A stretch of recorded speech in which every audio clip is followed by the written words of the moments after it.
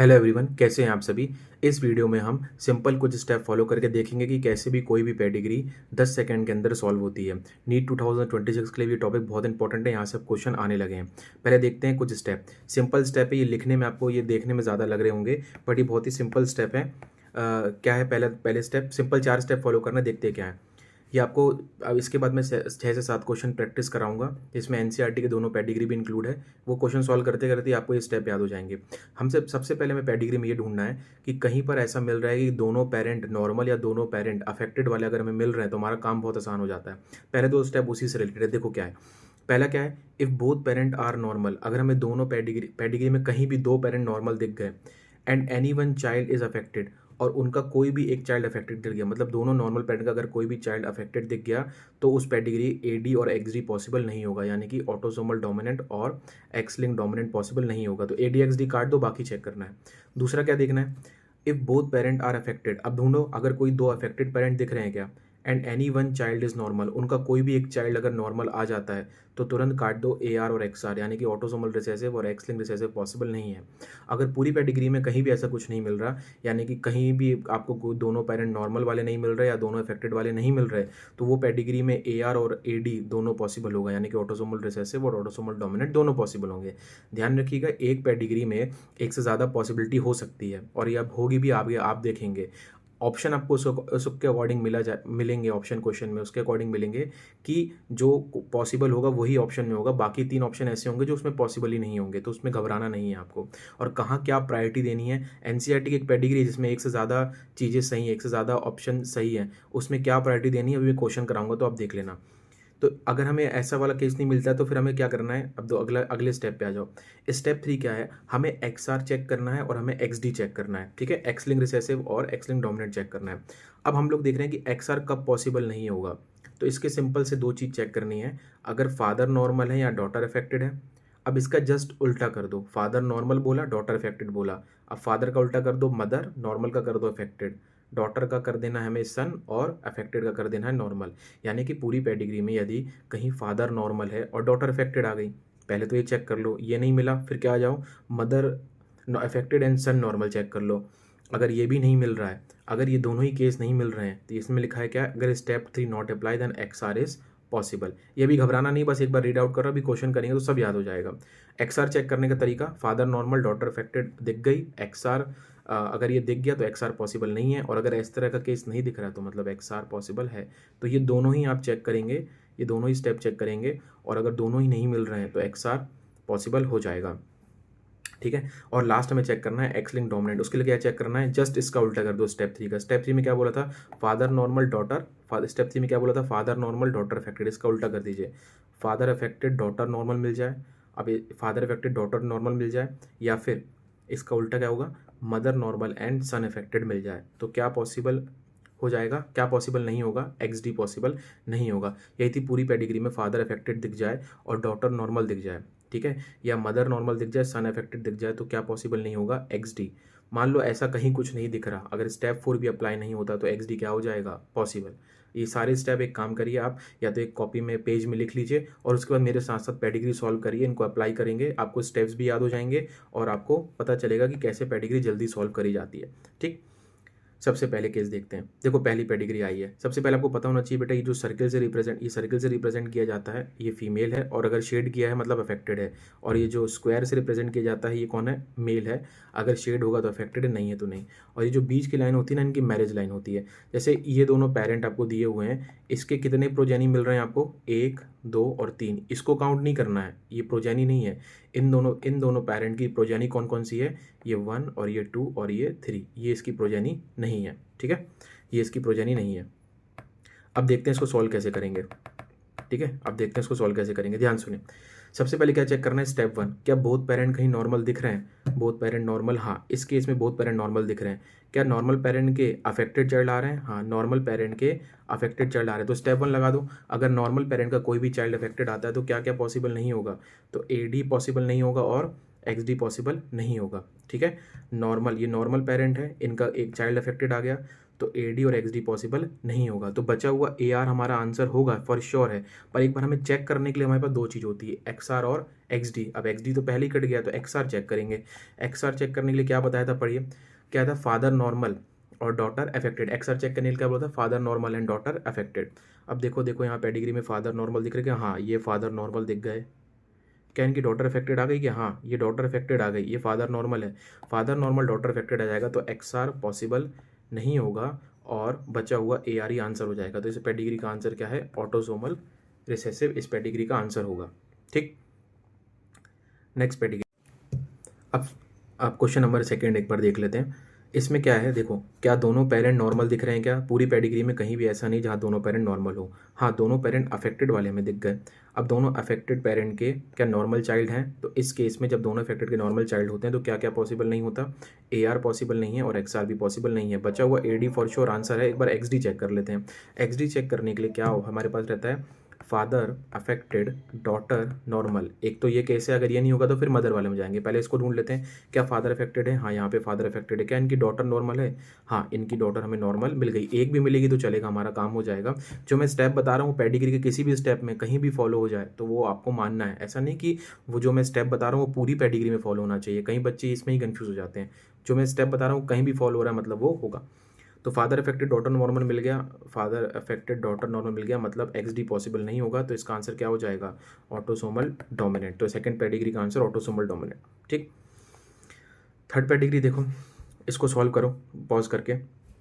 इसमें देखो सबसे पहले क्या हमें दोनों पेरेंट नॉर्मल दिख रहे हैं, दोनों पेरेंट नॉर्मल पूरी पेडिग्री में यहाँ भी नहीं है, दोनों पेरेंट नॉर्मल यहाँ भी नहीं है, यहाँ भी नहीं है। क्या दोनों पेरेंट अफेक्टेड दिख रहे हैं, नहीं दोनों पेरेंट अफेक्टेड भी कहीं नहीं दिख रहे। जब दोनों स्टेप फॉलो नहीं होते तो मैंने बताया था कि ए आर भी पॉसिबल है और ए आर भी पॉसिबल है और ए डी भी पॉसिबल है। तो दो पॉसिबिलिटी तो हमें यहाँ निकल के आ गई।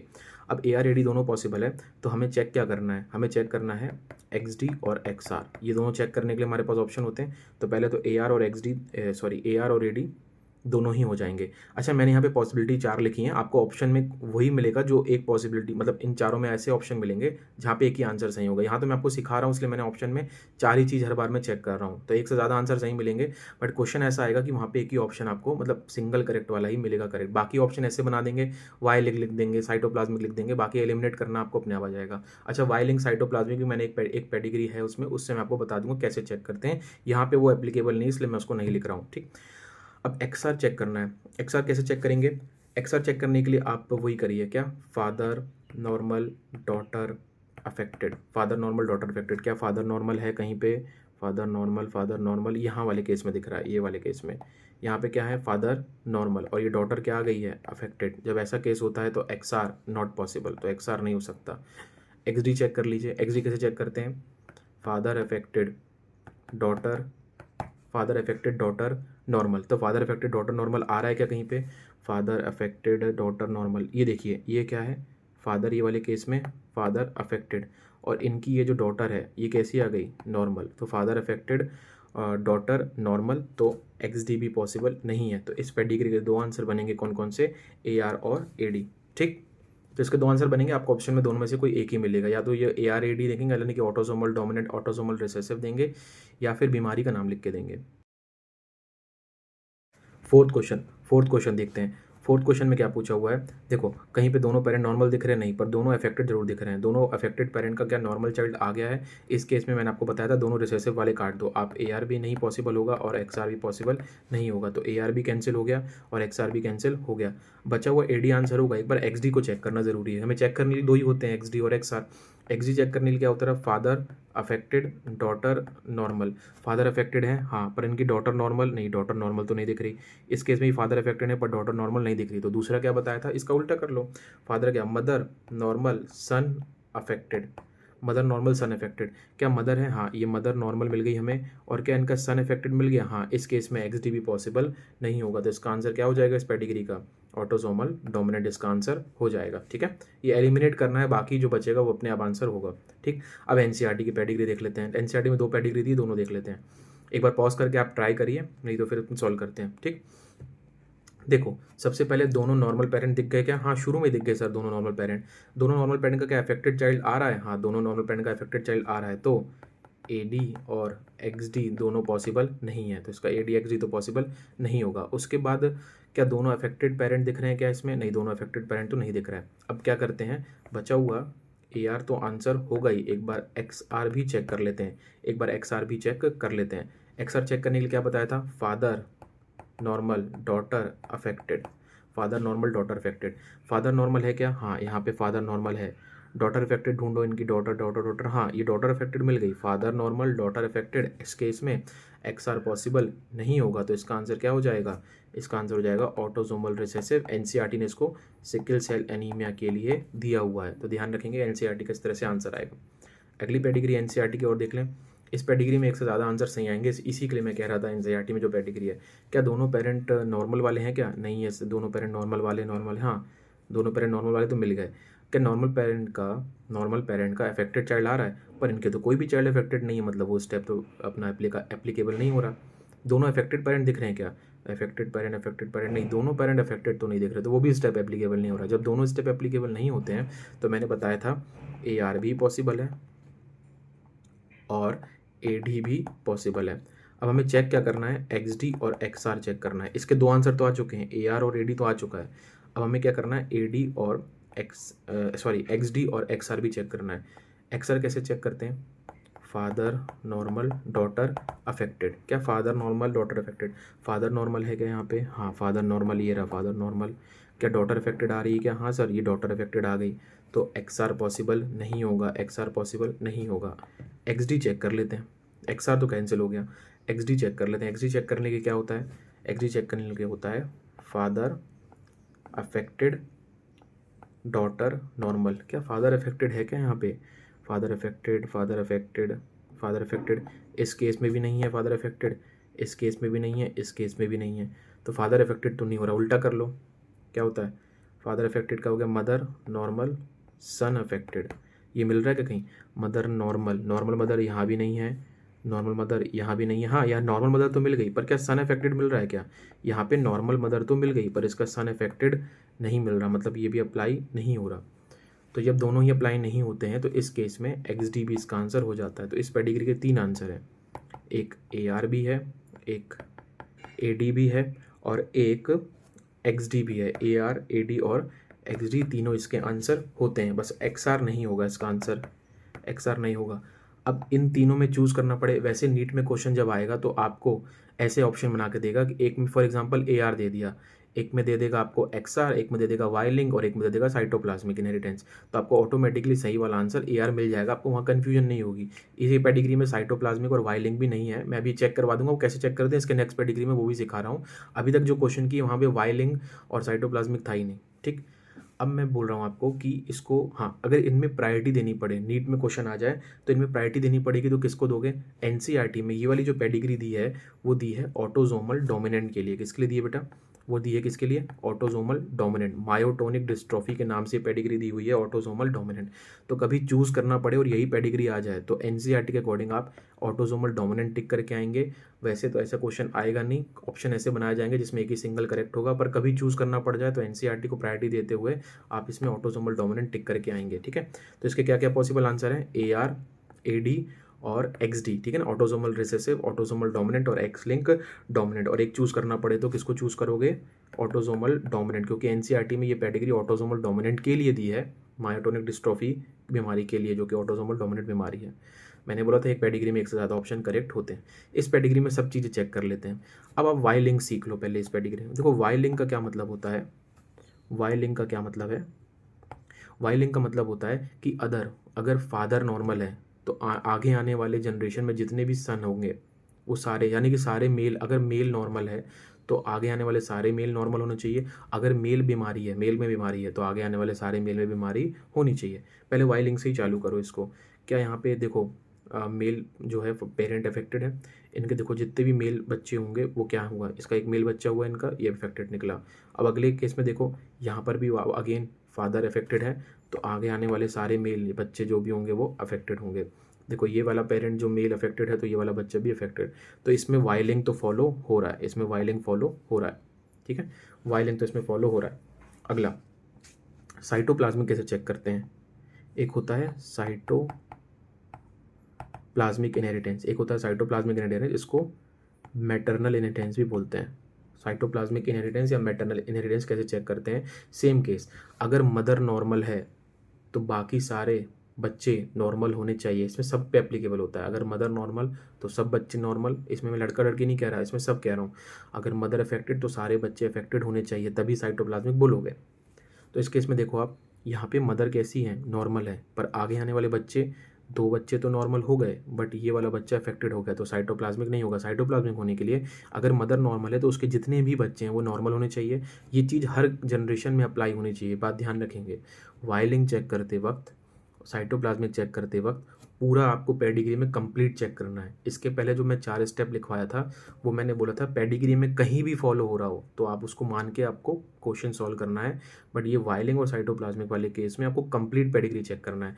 मतलब अगर मैंने यहाँ मेल से स्टार्ट किया है तो मैं जितने भी मेल है सब अफेक्टेड मुझे दिखने चाहिए। एक भी मेल अगर नॉर्मल आया तो वाइलिंग नहीं होगा। उसी तरह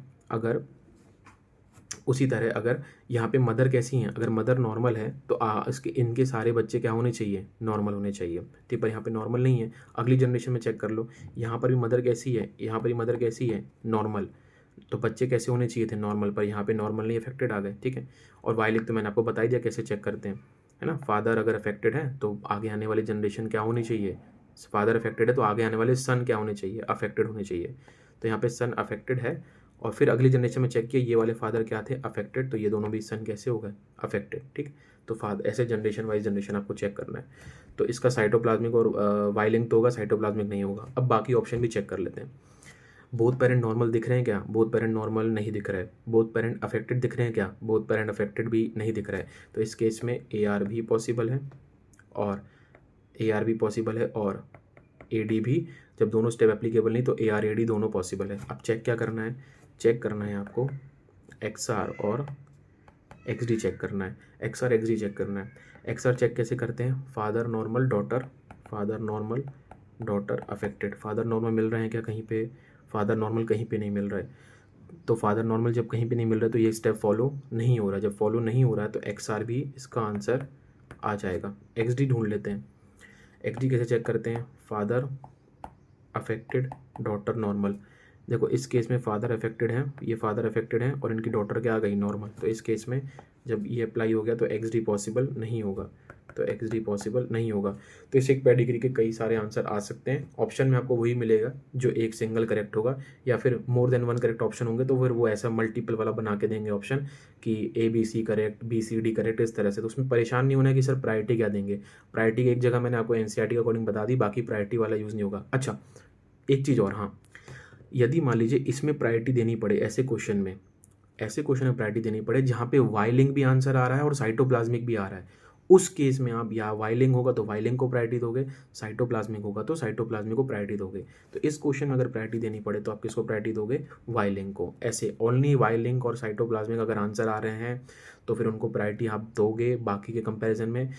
इसके अलावा या AD, XD, XR और XD वाले आंसर अगर आ रहे हैं तो उसमें प्रायोरिटी वाला ऐसा कोई पॉइंट है नहीं, उसमें आपको वही ऑप्शन मिलेगा जो सिंगल करेक्ट होगा। बट वाइलिंग आ रहा है तो उसको सबसे पहले प्रायोरिटी दे दो, कुछ और सोचना ही नहीं है। ठीक है, या साइटोप्लाज्मिक आ रहा है तो उसको प्रायोरिटी दे दो। तो इस क्वेश्चन कितने आंसर हो गए? वाइलिंग भी हो जाएगा, AR हो जाएगा, AD हो जाएगा। ठीक है ना, वाइलिंग, AR, AD, XR भी हो जाएगा, बस XD नहीं होगा। ठीक, तो आई होप आपको समझ में आया होगा। एक बार फिर से इस वीडियो को देखिएगा। इसके अलावा आप ये रूल अप्लाई करके पेडिग्री के क्वेश्चन प्रैक्टिस कर लीजिएगा, नीट में आ सकते हैं। All the best.